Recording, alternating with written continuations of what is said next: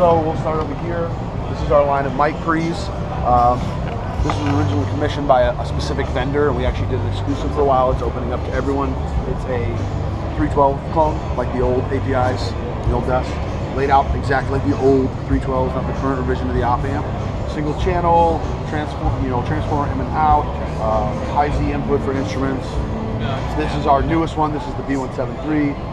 It's a 1073 style mic pre, Neve.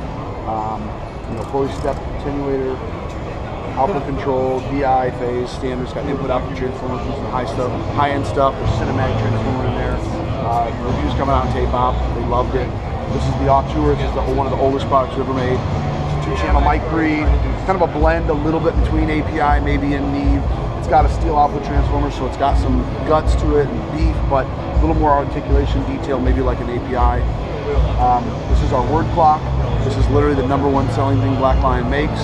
And it is literally, this is what reclocks like digital gear. So at like live consoles, this is what they connect to it.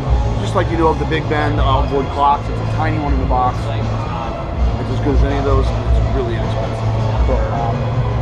This is the 500 series version of the Auteur. So it's the same mic pre, it's just the 500 series, single channel. Okay. Otherwise, it's literally the same. It's using the same components and everything. This is a prototype mic pre that's not really out yet. We're working on. It's our head designer's personal. We threw them more in there for fun so everybody could see them. And we don't have a lot of information for anybody yet, but they're really nice. It's a secret blue box. Exactly.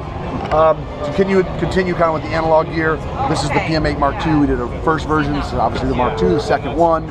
It's an 8-channel summing mixer. Has transformer inputs on all 8 inputs. Fully balanced. You have a pan, mute, and level for every channel. You have a monitoring section that is accessible, which is monitored here via the back with the DB25 breakout. Also is how you can link multiple units, so you can build like a console basically out of them for mixing. It has 3 stereo pairs of outputs. They all sound different: transformer, transformerless, and a passive. So you get 3 different choices, and the mix comes out of all of them at the same time. So you could literally ABC them while you're mixing. Cool. This is our EQ. I feel like this is the one I feel like I'm still learning the most of it. It's an inductor-based EQ. He built it off the idea of some old, kind of a mixture between some old consoles that are American consoles and some old British consoles that he liked, and he kind of blended what he wanted. That's our main designer right there. Okay. Transform in and out, fully balanced, bypass, etc. Small number on that? This is the AM-CHA1. Okay. This is the AGB compressor. At the heart of it, it's a 33609 Neve. That's what it is. Same compression circuit, input, interstage, output transformers, everything. Fully balanced. The choices in terms of exact ratios, thresholds, that's kind of our own flavor in turn. You have limiter and compressor. It's got stereo links, so you can, of course, control both channels via one channel for if you're doing like a 2 mix through it. And then it has, obviously, your metering on here. Then kind of what partners with our clock sort of is our converters. And that's kind of what we've been known for, was originally the mods, where we modded other people's A to D, D to A converters and audio interfaces. That's the culmination of all that. Okay. So this is our 2-channel A to D, our 2-channel matching D to A, and they are in 2 different colors because that's the levels of them. This is the baseline model, this is the high-end, top-end model. They change in terms of some of the parts, the actual specs where they spec out at. They do sound different.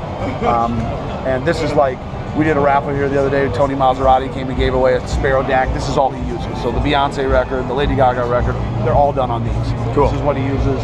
And they're not audio interfaces, so there's no like USB, Firewire. These are standalone converters. Like when you buy a Lavry or a Benchmark, some of those, it's analog inputs for the A to D, 3 options of digital outs: AES, SPDIF, optical. Same here, AES, SPDIF, optical ins, pair of analog outs. This one actually also has an unbalanced RCA out for like home stereo, when you use a hi-fi DAC. Oh, really? And it has a separate headphone amp here. So you can use it, headphones, separate mutes obviously for each of them, so you can mute your mains or that. And this is kind of where a lot of the future stuff is building off of. So cool. Multi-channel interface, all that kind of stuff. Brilliant. Black Lion Audio. Black Lion Audio. Hear the blah? All right, what's the history of the company? Started out as a mod company. We did it started way back with the original guy who started, who's not involved, but some DIY mod kits you could buy through the mail and mod your keyboards and a couple little interfaces, and it just grew. And then it became, over the last 4 or 5 years, is really what you see here. This is Cool. the growing in that, and the guys who are running it, who always there, all of us have been here multiple years, are really the ones kind of at the helm and really controlling the company now. Nice. And the way we always believed it was and should be, and it's growing really well. We're excited about it. And we're Awesome. excited about what HHP Awesome. for sure. So Thanks, JD. Appreciate it, buddy. absolutely.